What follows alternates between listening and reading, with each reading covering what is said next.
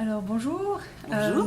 Merci d'avoir accepté de répondre à cette interview pour avoir un témoignage pour nos étudiantes. Oui. Alors en quelques mots, est-ce que vous pourriez nous expliquer votre parcours professionnel? Bien volontiers. J'ai une formation de juriste à la base avec un parcours que je qualifie toujours de méandresque parce qu'en fait il est fait de 4 piliers. Un pilier de formation d'adultes, de responsable ressources humaines, de conseiller en personnel dans le cadre des ORP et de coach en gestion de carrière. Voilà. Okay. D'accord, merci. En tant que femme, est-ce que vous avez des anecdotes par rapport à ce parcours professionnel et même personnel aussi par rapport à votre vie personnelle?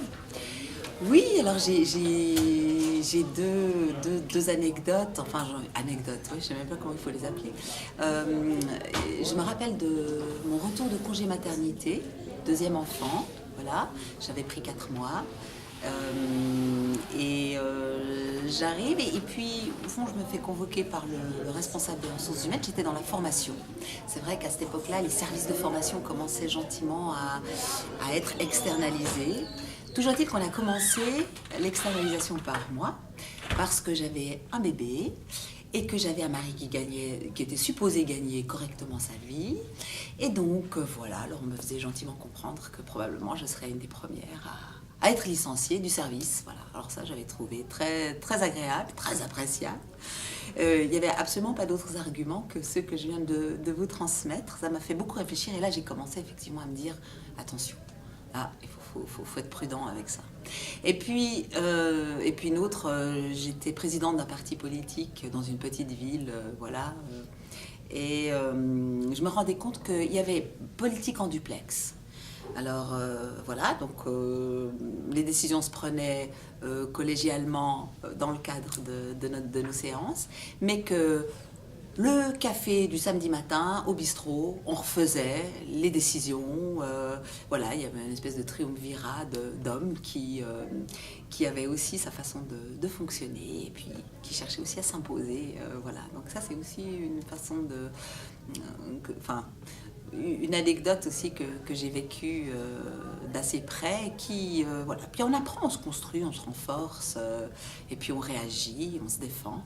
Mais c'est des apprentissages par lesquels parfois on peut passer et qui nous fortifient en tout cas.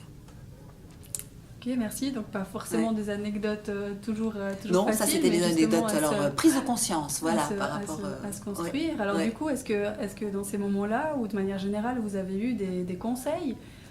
Et vous, est-ce que vous en auriez maintenant par rapport à votre parcours, pour nos étudiantes? Mais avec plaisir.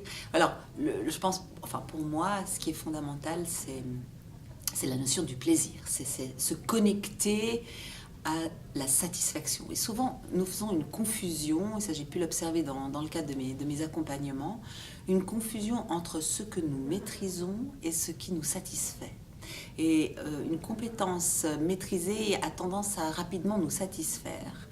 Mais la satisfaction est parfois aussi source moteur pour maîtriser une compétence. Et je trouve que c'est un des meilleurs moteurs, c'est qu'est-ce que j'aime faire, qu'est-ce que j'ai envie de faire, qu'est-ce qui me tire en avant.